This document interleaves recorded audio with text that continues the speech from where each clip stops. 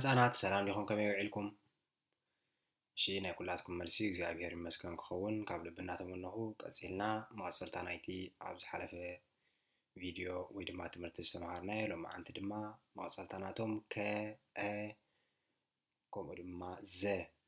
ኣፀሓሕፎኦም ክንመሃርና ቅድሙ ግን ኣብ ዝሓለፈ ግዜ ኸ አ ኘ ከምኡ ድማ ወ ተማሂርና ነርና መጀመርያ ነዚኦም ፅሒፍና ነዚኦም ተማሂርና ናብዛ ናይ ሎማዓንቲ ቪድዮ ንምፃእ ናይ ሎማዓንቲ ትምህርትና ቅድሚ ምጅማርና ድማ ከምቲ ናይ ኩሉ ግዜ ጥራዝን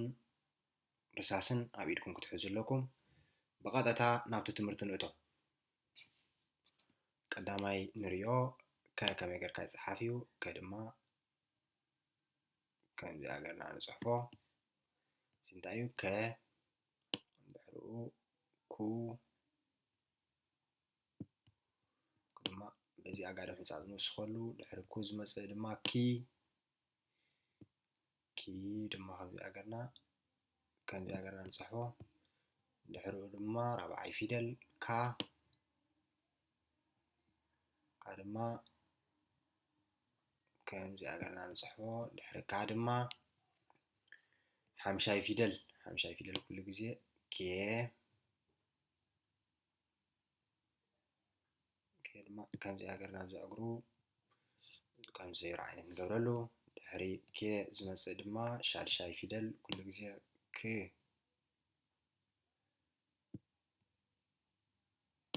ድማ ከምዚ ገርና ንፅሕፎ ድሕሪ ዝመፅእ ሸውዓይ ፊደል ድማ ኮ ድማ ከምዚ ገርና ንፅሕፎ ድሕሪኡ ፅሒፍና ምስ ወዳእና ኩሉ ግዜ ክንርሳዕ ዘይብልና እንታይ ንፉዓት 4 ነጥቢ 1 2 3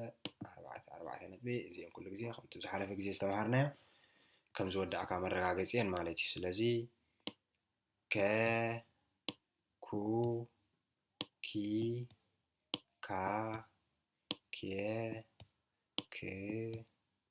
ኮ ርኢና ኣለና ኣብዚ ማለት እዩ ራይ ንፉዓት ህፃናት እሺ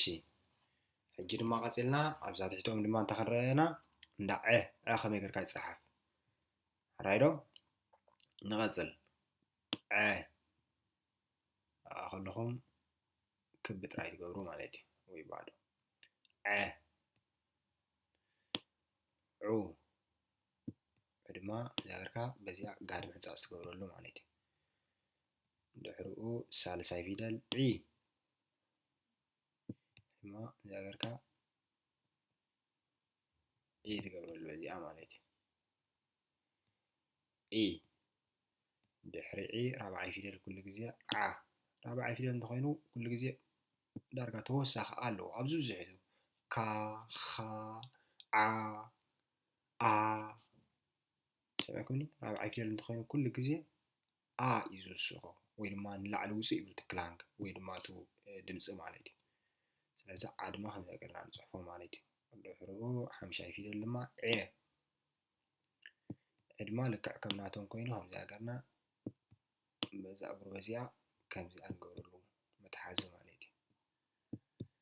ወይ ድማ ዝዘይሩ ዓይነት በዛ እግሩ በዚኣ ከምዚ ጌርና ንሰርሓሉ እንታይ ትኾን እዚኣ ድማ ዐ ኮይናላ ሕጂ ማለት እዩ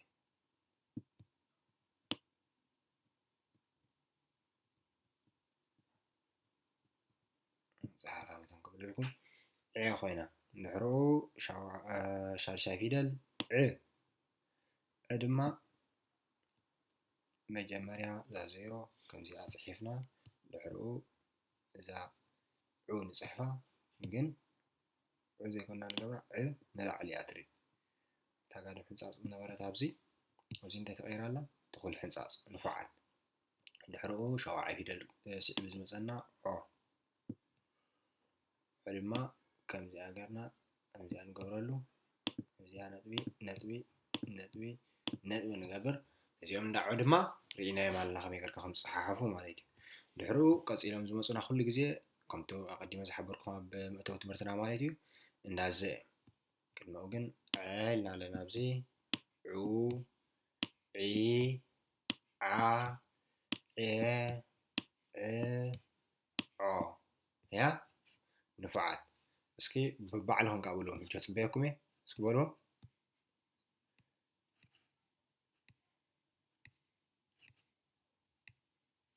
نفعات نفعات شي زيون قصيلنا دما حجي እንዳዘኽን ከይድና ዘግድማ እንዳዘኽን ገርካ ይጽሓፍ ክንረና እዚ ድማ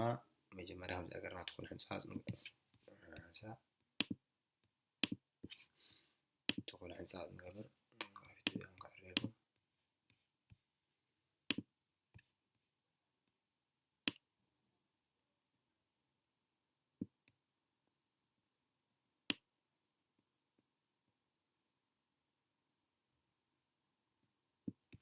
እንዳዘ ድማ هم ዘገርና መጀመርያ ክልተ ትኩል ሕንጻጽ ንገበር ያ ድሕሪ ዛ ማእከሎም ጋር ሕንጻጽ ንገበረሉ እዚ እንታይ ኮይኑ ለጂ ዘ ንዙ ክንጽሓፍ ንሕዳ ኮይና ድማ ልክዕ ከምኦም ጽሒፍና ማለት እዩ ንዙ ድማ እዚኣ ንገብረሉ ማለት እዩ ዙ እዚ እንድሕዳ ኮይኑ ድማ ልክዕ ከምኦም ጽሒፍና ታዲያ ናይዚኻ ኣብዚ እግሪ እዚኣ እዚ እግሮም እዚ ግን እንዳረጋና ኩላቶም ማዕሪ ኣብ የሱስ ሕዳት ጥራይ ልወጡ ኣብ እዛ ረብዓ ፊደል ኢለኩም ዶ አንተ አይ ወስዱ ምሽለኩም ጃ እዛ ስሙ ዛ ይለናል ማለት እዩ እዚ ምሰልካ እዛ እንድሕዳ ኮይኑ እዛ ፀጋሚት እግሩ ሓንካሲ ስለዚ ነዛ ድማ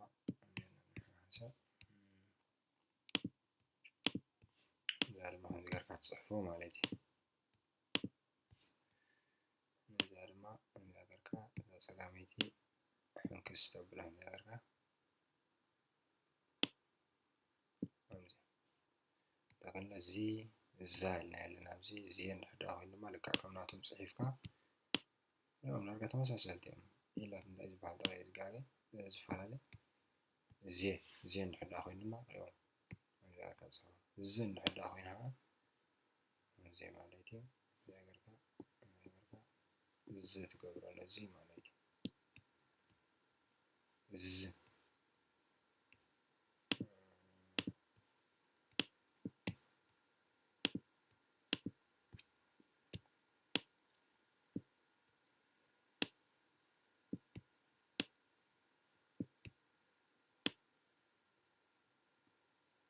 زين تاين ما هذا كذا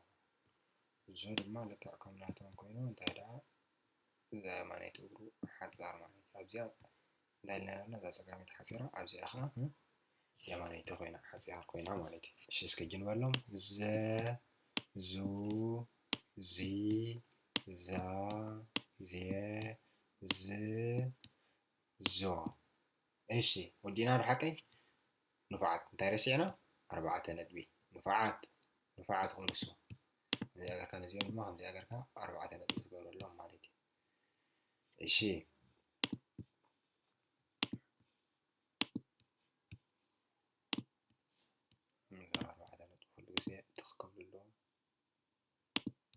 استخالة مالتي